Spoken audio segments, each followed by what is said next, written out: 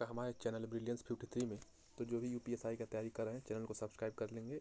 Even जो भी जिनके भी एग्ज़ाम में हिंदी पूछता है वो चैनल को सब्सक्राइब कर लेंगे।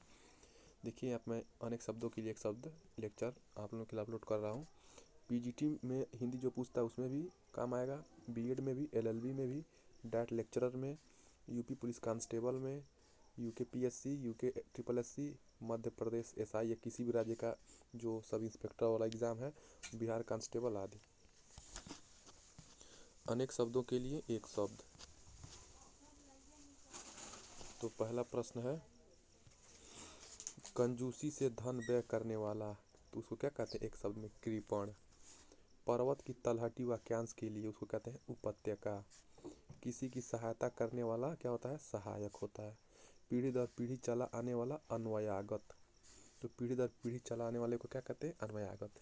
अगर आपको इसका पीडीएफ चाहिए तो डिस्क्रिप्शन बॉक्स में टेलीग्राम का लिंक है, वहाँ से टेलीग्राम से जुड़ के आप लोग पीडीएफ डाउनलोड कर सकते हैं। भला चाहने वाला क्या होता है? हितैषी। तो भला चाहने वाले को क्या कहते हैं? अनेक शब्दों के लिए एक शब्द हितैषी।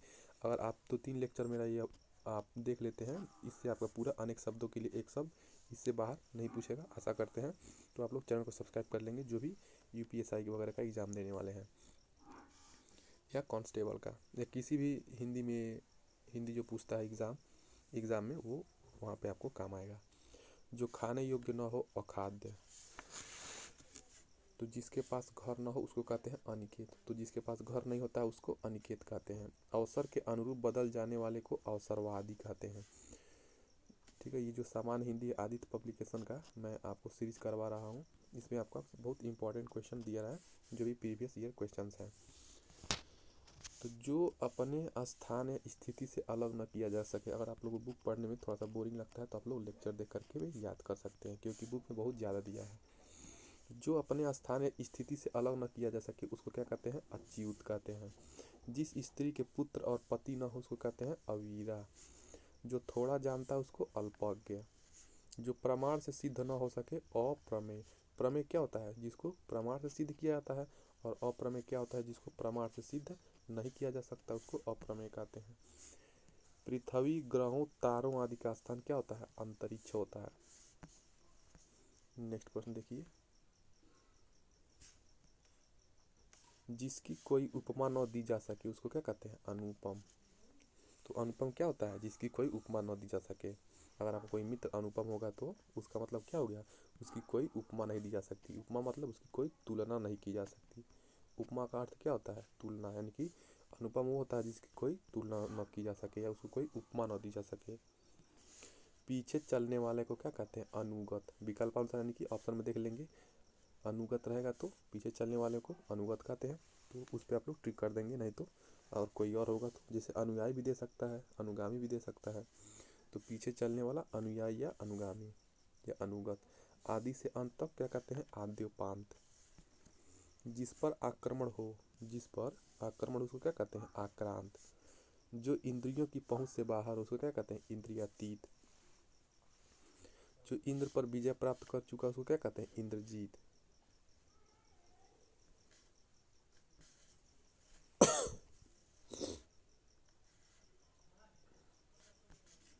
पूरब और उत्तर के बीच की दिशा क्या हो जाएगा? ईशान हो जाएगा।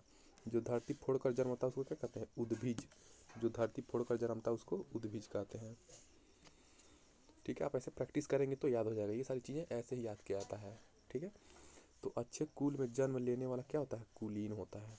किसी तथ्य को जानने की इच्छा रखने वाला क्या हो जाएगा? जिज्ञासु। इंद्रियों को जीत लिया हो जिसने उसको क्या करने? जितेंद्रिय।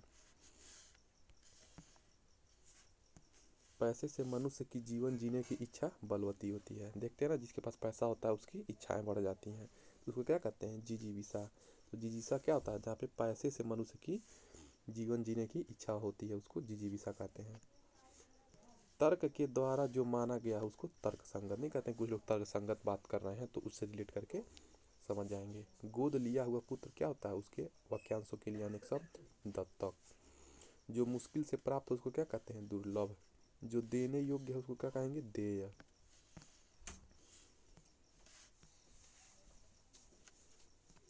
जंगल में लगने वाली आग को दावानल कहते हैं। रात में विचरण करने वाली प्राणी को निशाचर कहते हैं। जिसके हृदय में ममता नहीं है उसको कहेंगे निर्मम। जिनका प्रयोग निश्चित शब्द समुदाय या पूरे वाक्य का अतिरिक्त भावार्थ प्रदान करने के लिए होता है उसे क्या कहते हैं, उसको निपात शब्द कहते हैं। बिना पलक झपकाए का अर्थ क्या हो जाएगा, निर्निमेष। तो बिना पलक झपकाए को निर्निमेष कहते हैं। पार्थिव का वाक्यांश ये क्या है, ये शब्द ऑलरेडी है वाक्यांशों के लिए एक शब्द। तो जिसका संबंध पृथ्वी से उसको पार्थिव कहते हैं। गिरा हुआ तो पतित, ठीक है। ये आचरण से गिरा हुआ नहीं, मतलब ऊपर से नीचे कोई चीज़, पतित मतलब गिरा हुआ। देखिए जो वाक्यांशों के लिए एक शब्द होता है मुख्यतः वो क्या होता है, संस्कृत के शब्द होते हैं, शुद्ध शब्द होते हैं। तो जो आँखों के सामने हो क्या हो जाएगा, जो आँखों के सामने हो क्या उसको प्रत्यक्ष कहेंगे। पाप करने के बाद स्वयं दंड पाना क्या हो जाएगा, प्रायश्चित हो जाएगा। प्रत्युत्पन्नमति शब्द का वाक्यांश क्या होगा, तो जो तत्काल सोचकर उत्तर दे सके। अगर आपका कोई मित्र तत्काल सोच करके उत्तर दे देता है तो उसको वाक्यांशों के लिए एक शब्द कह देंगे, इतना बड़ा न कह करके उसको क्या कह देंगे, एक शब्द में प्रत्युत्पन्नमति कह देंगे।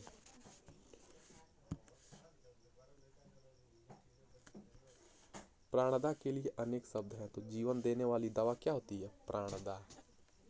तो जो जीवन देने वाली दवा को प्राणदा कहते हैं। प्रज्ञा चक्षु के लिए वाक्यांश, प्रज्ञा मतलब क्या होता है, बुद्धि होता है। प्रज्ञा मतलब क्या होता है, बुद्धि। चक्षु मतलब आँख, यानी कि आँख ही जिनका क्या है, बुद्धि है, यानी कि बुद्धि जिसका नेत्र हो, यानी कि आँख से उसकी बुद्धि रिलेट कर लेंगे। खाने की इच्छा है के लिए बुभुक्षा, तो खाने की इच्छा क्या कहेंगे, बुभुक्षा। तो खाने की इच्छा क्या जाएगी, बुभुक्षा।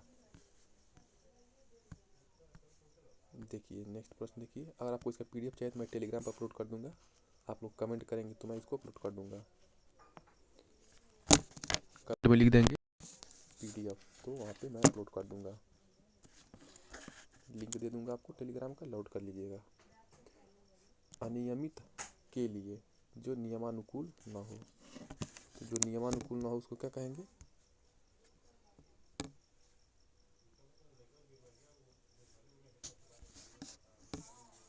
अनियमित कहेंगे।